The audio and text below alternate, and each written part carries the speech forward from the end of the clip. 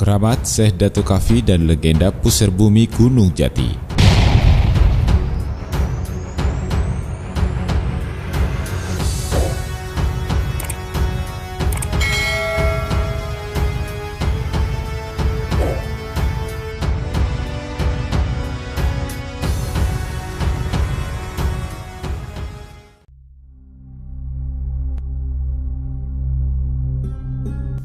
Syekh Nurjati adalah pendahulu Wali Songo di tanah Cirebon, Jawa Barat yang dikenal dengan nama Syekh Datuk Kafi atau Syekh Zatul Kafi. Syekh Datuk Kafi bernama asli Idhofi Mahdi yang merupakan keturunan dari Syekh Datuk Ahmad. Syekh Datuk Kafi lahir di Semenanjung, Malaka. Setelah beranjak dewasa, ia pergi ke Mekah untuk menuntut ilmu dan berhaji. Syekh Datuk Kafi kemudian pergi ke Baghdad dan menemukan jodohnya dengan Syarifah Halimah. Kemudian Syekh Datuk Kafi diutus oleh Raja Baghdad dengan misi untuk berdakwah di tanah Jawa. Syekh Datuk Kafi yang berangkat bersama rombongan dari Baghdad sebanyak 10 pria dan 2 orang perempuan tiba di Muara Jati.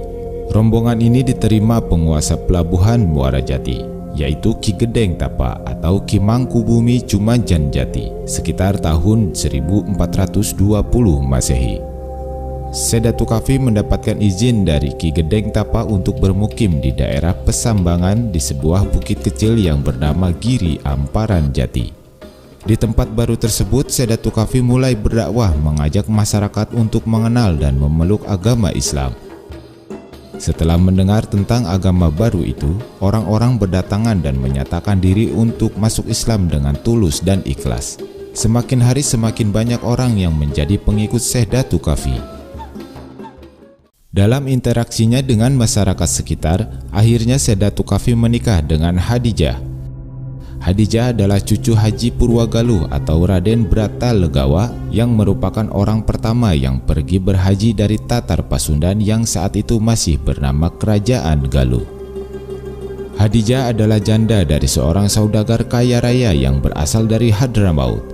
Dengan pria tersebut, Hadijah tidak dikaruniai putra. Namun setelah pria itu meninggal dunia, Hadijah memperoleh seluruh harta warisan dari suaminya. Setelah suaminya meninggal, Hadijah bersama kedua orang tuanya pulang ke Kerajaan Galuh dan menetap di Dukuh Pesambangan. Harta warisan tersebut digunakan Hadijah bersama suami barunya yaitu Syekh Datuk Kafi untuk membangun sebuah pondok pesantren yang bernama Pesambangan Jati.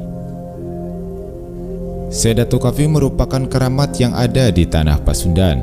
Bagaimana tidak, hampir dari beliaulah terlahir para murid yang sangat luar biasa yang memiliki pengaruh besar, khususnya bagi penyebaran agama Islam. Adapun para murid Syekh Datuk Kafi di antaranya Pangeran Walangsungsang dan Nyimas Rara Santang, putra dan putri dari sang penguasa Pajajaran, Sri Baduga Maharaja Prabu Siliwangi. Bahkan Sunan Gunung Jati, Sunan Kalijaga serta Syekh Siti Jenar pun merupakan murid beliau. Selain memiliki murid yang sangat luar biasa, Syekh Datuk Kafi juga merupakan leluhur dari Raja-Raja Sumedang Larang. Syekh Datuk Kafi merupakan buyut dari Pangeran Santri atau Ki Gedeng Sumedang, sang penguasa Kerajaan Sumedang Larang, Jawa Barat. Karena kealiman dan keikhlasan beliau dalam menyebarkan agama Islam, banyak cerita tentang karomah atau kelebihan beliau yang di luar nalar.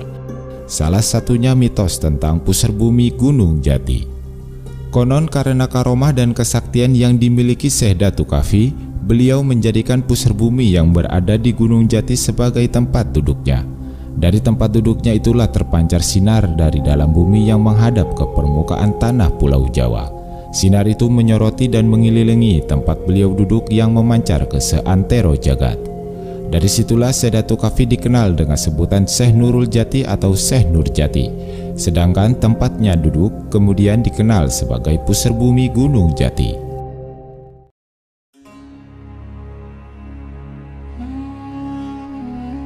Adapun asal muasal pusar bumi, konon menurut cerita rakyat dan legenda dari Cirebon, Pulau Jawa pada zaman sebelum ajaran Islam masuk dan berkembang adalah wilayah yang sangat angker yang merupakan hutan rimba yang dipenuhi dengan rawa, juga ditumbuhi banyak pepohonan besar dan semak belukar yang lebat. Pada suatu masa di zaman Nabi Isa, Di salah satu puncak gunung keramat di Pulau Jawa, hiduplah seorang petapa bernama Resi Bageral Banjir. Puncak gunung yang menjadi tempat pertapaan itu ialah Gunung Cermai yang terletak di Kuningan, Jawa Barat. Sang resi yang diyakini melakukan tapa demi meminta kepada Sang Hyang Maha Tunggal atau Tuhan semesta alam supaya diberikan ilmu wijihing serandil dan kesempurnaan hidup. Diceritakan 15 tahun sudah sang resi bertapa di puncak Gunung Cermai. Tak sia-sia keinginannya dikabulkan oleh Sang Hyang Maha Tunggal. Bersamaan dengan Raga Sukma, ilmu wijihing serandil masuk ke tubuh Resi Bageral Banjir.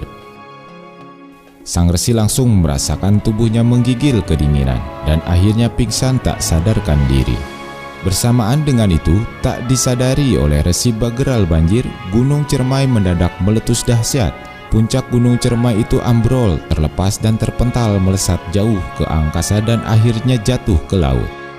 Puncak Gunung Cermai itu terombang-ambing di perairan laksana perahu dihantam ombak badai. Sementara itu tubuh Resi Bageral Banjir telah raib, hilang tanpa bekas layaknya pindah ke dimensi lain. Sekian ratus tahun berlalu, pucuk dari puncak Gunung Cermai masih terombang-ambing di laut. Hingga suatu saat datanglah seorang pengembara yang menghampiri dan menaikinya. Ia adalah Syekh Datuk Kafi. Setelah memperhatikan dengan seksama bentuk dan energi dari pucuk puncak Gunung Cermai tersebut, kemudian ia pun meyakini bahwa tempat inilah yang selama ini dia cari.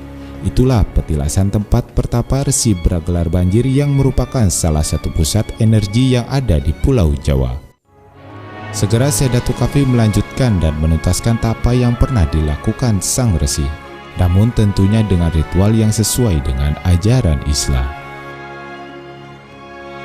Pucuk puncak Gunung Cermai yang semula terombang-ambing di tengah laut mendadak diam dan berubah menjadi daratan biasa. Dan konon pucuk puncak Cermai itulah yang sekarang menjadi pusar bumi yang berada di Gunung Jati, Cirebon.